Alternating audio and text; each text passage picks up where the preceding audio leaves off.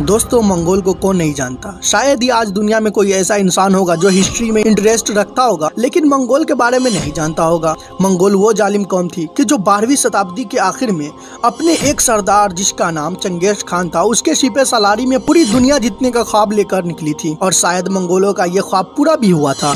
Mongol 100 साल से भी कम वक्त में उसने दुनिया की सबसे बड़ी सल्तनत कायम कर ली थी। इतना ही नहीं, मंगोल की वो सल्तनत इतनी बड़ी थी कि आज तक इतने साल गुजरने के बाद भी उस सल्तनत को दुनिया के दूसरी बड़ी सल्तनत मानी जाती है। ये मंगोल एम्पायर का मैप है। इसमें आप साफ तौर पे देख सकते हैं कि वो चंगेज खान जो शुरू में कुछ चाइना को ही फतह करने का ख्वाब देखा करता था, जो चाइना हर चीज में उससे कई गुना बड़ा था, लेकिन अपने से कई गुना बड़ा चाइना को जीतने में कामयाब हो गया तो उसके हौसले और भी ज्यादा बुलंद हो गए कि वो चाइना से सीधे यूरोप की तरफ निकल पड़ा और रास्ते में आने वाले हर शहर, हर मुल्क को फतह करता चला गया। साथ में हर इलाकों में तबाही मचाता चला गया। कुछ वक्त के बाद आखिरकार वो दिन भी आ गया जब चंगेज खान और उसकी औलादों की मेहनत की वजह से उसकी ये सल्तनत चाइना से लेकर यूरोप और एशिया तक फैल गई थी। यानी आसान लफ्जों में कहे तो आधी दुनिया पे इनका राज हो चुका था। ये सब मुमकिन हो पाया था इनकी जंगली और जालिम किस्म के फौज की वजह से। इसकी फौज इतनी जालिम थी कि वो जिस इलाकों को भी जीत लिया करता था तो उसके बाद उस इलाकों में कोहराम मचा दिया करता था। शहर को आग के हवाले कर दिया जाता था। शहर में रहने वाले हर इंसान को कत्ल कर दिया जाता। इसकी दरिंदगी का अंदाजा आप इसी बात से लगा सकते हैं कि ये बच्चे, बूढ़े और औरतों पे भी रहम नहीं करते थे। बल्कि हैरानी की बात तो यह है कि वहाँ के जानवरों को भी नहीं बख्शते थे और उस इलाके के सारी खेतों और हरियालियों को आग के हवाले कर देते थे। यानी ये लोग किसी भी शहर को इस मकसद से नहीं जीता करते थे कि शहर को जीतने के बाद शहर में नई सल्तनत कायम करेंगे, बल्कि इनका मकसद सिर्फ और सिर्फ एक ही हुआ करता था और वो था कि शहर के सारे माल लूट लेना और उस शहर में रहने वाले हर इंसान को कत्ल कर देना। दोस्तों, सिर्फ इतना ही नहीं, ये लोग जंग जीतने के बाद सिर्फ अपने मजे यानी अपने मनोरंजन के लिए मारे गए लोगों की खोपड़ियों से मीनार बना दिया करता था। चाइना और उस दौर में मजबूत रियासतों के साथ साथ उस दौर की सबसे डेवलपमेंट सिटी बगदाद में इन लोगों ने ऐसी तबाही मचाई थी कि जिस तबाही का अंदाजा आज भी आप उस शहर में जाकर लगा सकते हैं। एक बार मंगोल जिस बड़े शहर पे हमला कर देते थे तो उनकी तबाही की वजह से वो 200 से 300 साल पीछे चला जाता था वो शहर। यानी हम लोग ये कह सकते हैं कि उस दौर में खौफ और डर का दूसरा नाम ही मंगोल था। मंगोलों का नाम सुनते ही लोग कांपने लगते थे। लेकिन दोस्तों, अब सवाल ये है कि वो मंगोल कौम जिसने आधी से ज्यादा दुनिया जीता और आधी से ज्यादा दुनिया में तबाही मचाई,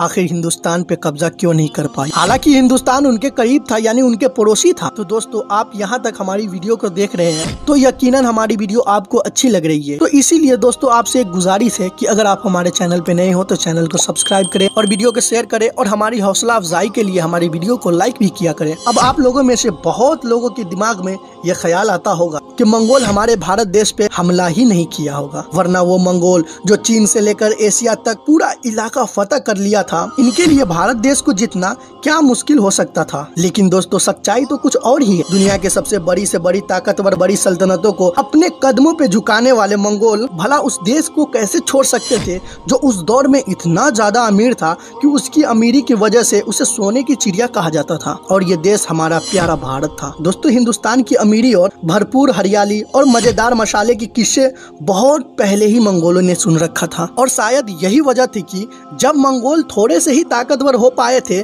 तभी से ही हिंदुस्तान पे लगातार हमला करना शुरू कर दिया था। लेकिन शायद हम हिंदुस्तानियों की ये खुशकिस्मती रही होगी कि पूरी दुनिया को अपने कदमों पे झुका देने वाली ये मंगोल कभी हमारे भारत देश को जीत नहीं पाए, बल्कि जब जब इन मंगोलों ने हमारे हिंदुस्तान पर हमला किया तब तब इन्हें बहुत शर्मनाक हार का सामना करना पड़ा था और हमारा भारत हमेशा इन जानवरों और जालिम लोगों से महफूज रहा। लेकिन दोस्तों, अब सवाल ये है कि आखिर मंगोल कभी हमारे भारत देश को जीत क्यों नहीं पाए थे? आखिर वो कौन सा इंसान था जिसने पूरी दुनिया में कोहराम मचाने वाले मंगोलों और हमारे भारत के बीच एक दीवार बनकर खड़ा था? और वो मंगोल अपनी लाख कोशिशों के बाद भी इस दीवार को अपनी रास्ते से नहीं हटा पाए थे। तो दोस्तों, मैं बात कर रहा हूँ 1296 में दिल्ली सल्तनत के तख्त पे बैठने वाले सुल्तान, जिसे आज पूरी दुनिया सुल्तान अलाउद्दीन खिलजी के नाम से जानती है। दोस्तों, वैसे तो मंगोलों ने अलाउद्दीन खिलजी के दौर से पहले ही हमारे हिंदुस्तान पे हमला करना शुरू कर दिया था। मंगोलों का ये हमला अलाउद्दीन खिलजी के दौर के बाद भी होता रहा, लेकिन मंगोलों के इन सारे हमलों में से जो मेन हमले थे, यानी सबसे खतरनाक, अपनी पूरी ताकत और बड़ी फौज के साथ हिंदुस्तान पे हमला किया था, वो सिर्फ और सिर्फ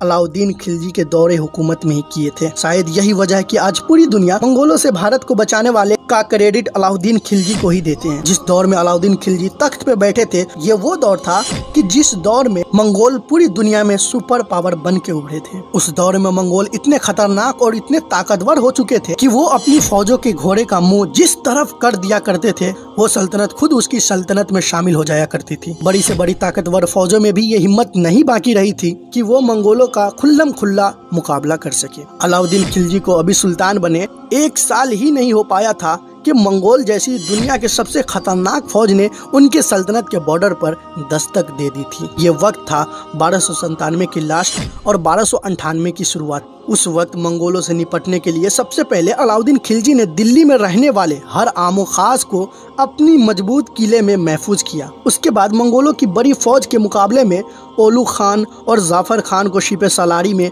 अपनी एक फौज भेजी। 6 फरवरी 1298 ये वो दिन था जब मंगोल और अलाउद्दीन खिलजी की फौज से एक बड़ी जंग हुई थी और आखिरकार इस जंग में अलाउद्दीन खिलजी के ही फौज को जीत नसीब हुआ।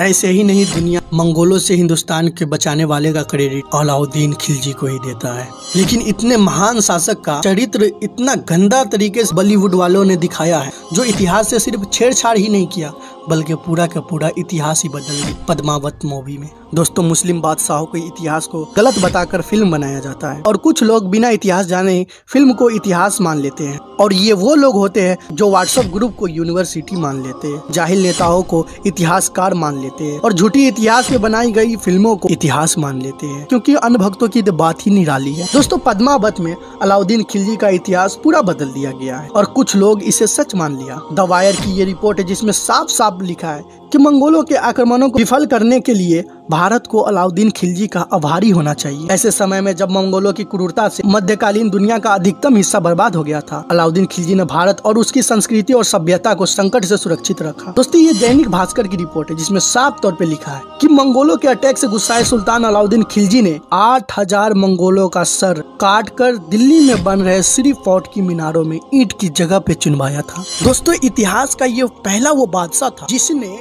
उन लोगों का सर से मीनार बनाया था जो वो खुद जिस इलाकों के जीतते थे, यानी मंगोल किसी भी इलाकों के जीतते थे तो उनकी फौज ऐसी जालिम हुआ करती थी, वहाँ के लोगों का सर काटकर और उसके सरों से मीनार बनाया करती थी। पूरी दुनिया में एक वाहिद एक बादशाह था जो उसका काम उसी के साथ किया था, वो था अलाउद्दीन खिलजी, जिसने 8000 मंगोलों का सर काटा था, दिल्ली में बन रहे श्री फोर्ट के मीनारों में ईंट की जगह पे चुनवा दिया। दोस्तों, अगर आप हमारी वीडियो को यहाँ तक देख रहे हैं तो यकीनन हमारी वीडियो आपको पसंद आ रही होगी। तो दोस्तों, आपसे रिक्वेस्ट है, गुजारिश है कि अगर आप मेरे चैनल पे नए हो, अगर आप मेरे चैनल को सब्सक्राइब नहीं किए हैं तो सब्सक्राइब कर ले और हमारी हौसला अफजाई के लिए वीडियो को लाइक भी किया करें और ज़्यादा से ज़्यादा शेयर भी किया कीजिए ताकि ये नॉलेजेबल वीडियो ज़्यादा से ज़्यादा लोगों तक पहुंच सके। शुक्रिया।